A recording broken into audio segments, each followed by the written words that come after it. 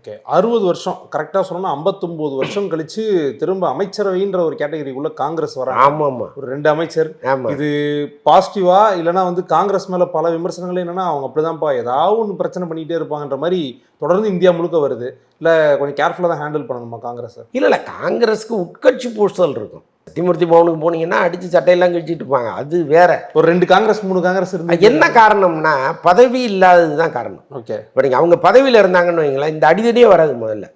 இப்போ அவங்க என்ன பண்ணுவாங்க, ஒவ்வொருத்தருக்கும் ஒரு தேவை இருக்கும். இப்போ அவங்க ஊரில் இருக்கிற பிரச்சனைகளை வந்து அவங்க யார்கிட்ட போய் சொல்ல முடியும்.